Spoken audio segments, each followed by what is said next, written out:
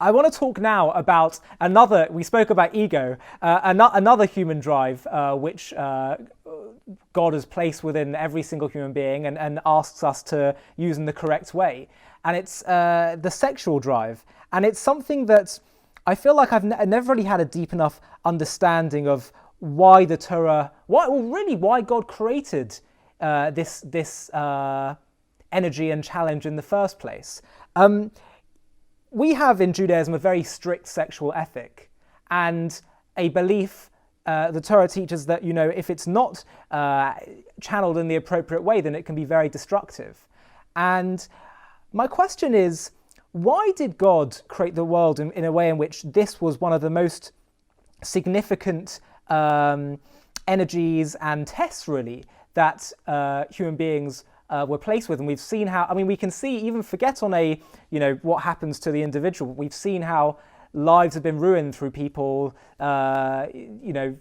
just not being able to control their sexual urges through, having affairs or underage sex or whatever it is. But I'm talking more on an actual, let's say, you have consenting adults, let's say, but it's not in the way that the Torah defines or permits sexual relations. What does Judaism believe is so destructive about this, and why did God create this as a test for human beings to? And in other, what's really being achieved through this test? What's being achieved through overcoming this challenge? I think I understand your question. Yeah. This is a vast subject. We can't possibly hope to cover it in this format, but I'll say a few things that may be relevant. The first is, at the simplest level, God sets this up because he's very interested in this area. The reason he's very interested in this area is because it's a bonding of total oneness. This is a self-completion. And secondly, this is the source of the continuation of the human race. He's very interested in that. In fact, one of the things you left out in your question was the intense pleasure that can be generated in this area. And there's a very important reason for this. And I'll give you the old famous way that this is put by the Balei Musa.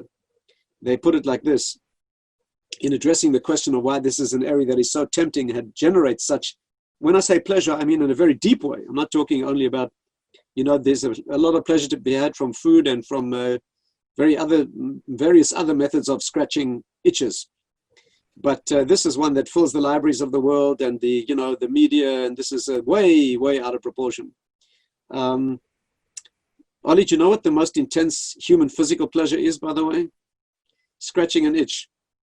Okay? Scratching an itch. A real itch. Yeah.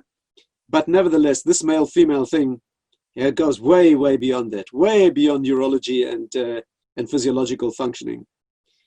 And the reason for that, you asked, what is the reason God did this? So many ways to answer that, but I'll tell you this. The famous way this is put in the writings of the Balei Musa is, imagine you have a mother. She wants her child to eat. She's very interested that the child will eat his bread. The child's not so interested in bread. So the mother puts a nice thick layer of honey on the bread. Then the child eats the bread. And they have a good deal. The mother's interested in the bread. The child's interested in the honey. What happens is the child eats the bread. The mother's prepared to put the honey on, so the child eats the bread. That was a very good working arrangement. Of course, the next step is what we call a schlechter kind, a bad child. A bad child takes the bread from his mother, licks off the honey, and throws away the bread. That is your picture of sexual morality today. God spreads the honey very thick in this area because it has very important consequences. This leads to your intense completion as a human being on a psychological, emotional, and physical level. The physical is always a vessel for the spiritual, and it is a fertile relationship. A fertile relationship. Fertile means, first of all, in the production of the love between two people is born a reality that is greater than the sum of the parts, and that fusion extends into a child, which is a fusion of the parents as well. You may hear in what I'm saying an overtone about why there's a spiritual damage and a spiritual negativity attached to infertile or non-fertile relationships. I don't mean a man and a woman who could not have children. I'm talking about relationships that are intrinsically impossible to have offspring, but without getting into those details. And therefore, God is prepared to spread the honey very thick in this area because it's very important for the survival of the world. A good child eats the bread and the honey. So they accept the intimate relationships with the responsibility and the commitment and the love. And a bad child licks off the honey and throws away the bread.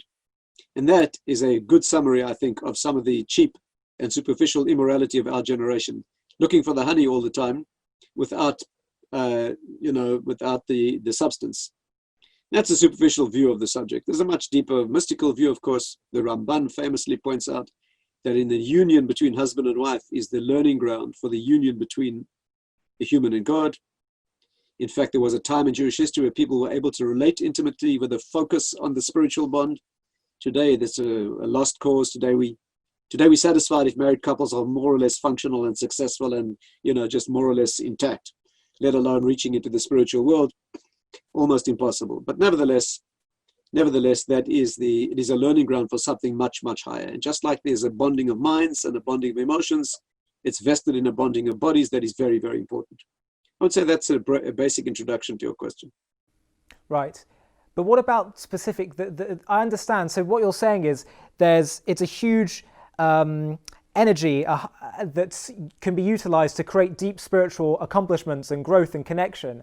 But I was equally interested in the test, the challenge. Is that just a natural consequence of any very strong energy that can be used for good? There's always going to be the danger that it can be used for bad. Or is there something, specifically being achieved in the resistance of overcoming sexual tests, like in the story of Joseph, where he overcomes the pressure of Potiphar's wife? I was asking sort of specifically there, what is being achieved in that sort of, resisting of temptations of the wrong kind of... To understand this, we'd have to go into the question of ordeals altogether, temptations, why they need to be overcome. This is a very, very big subject. But let's just pick out one point. You are quite right. The bigger a tool is, the more powerful it is, the more it can be used for good and the more it can be used for bad. It needs to be handled maturely. When a 10-year-old child asks his father for an electric drill, the father's not going to give it to him because he's going to drill a hole in the cat, Yeah. And the more powerful your tool is, when you're working with a small electric current, you can power a few lights and a few appliances. When you're working with the high tension lines that power a city, you can do a lot more with them, but if you get it wrong, you get fried. And there's no question about that. This is a very potent area of nuclear energy that is the key to survival of the world. What greater act could a human being ever do in the world than create a human life? This is beyond stupendous. I mean, it's beyond human comprehension that a person could do that.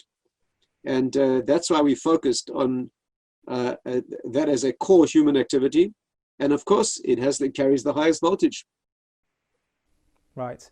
And when it's misapplied, can you perhaps help us understand a bit more? Misapplied, you are taking the compressed essence of what it means to be a human being and expressing that in the incorrect fashion. Let's put it this way. If you could use that energy to create human life, then equally so you can use that energy to do the greatest damage in the world. And therefore, it's an area of such intense Torah regulation, right? Intimacy in marriage is a very, very important part of Jewish marriage, but it has to be carefully clothed in sanctity. And therefore, we have very, very careful rules about expressing it fully and in a way that distinguishes us from animals. Very important that. That's why we attach such a privacy to this area, not like animals functioning in the street. In order to assert our difference by asserting this area very powerfully and uniquely human dignity. It's also the reason why it's a pre-messianic ordeal, because as we move through history, we move down in the spiritual body. And of course, the last part of the body is the part that generates children. The legs are extraneous to the body. And so as we move through history, we move down through the human form, and therefore the pre-messianic ordeal will be a test in this area. And you see how low the morals are, and the refinement is in this area where the spiritual value here has been translated into mere flesh. Absolutely. To stay up to date with JTV content, click subscribe here if you're on YouTube and hit the alarm bell. And if you're on Facebook, hit the like button, and under following, click see first. If you enjoy watching JTV content and want to help us continue to grow, please consider making a donation to us by clicking here.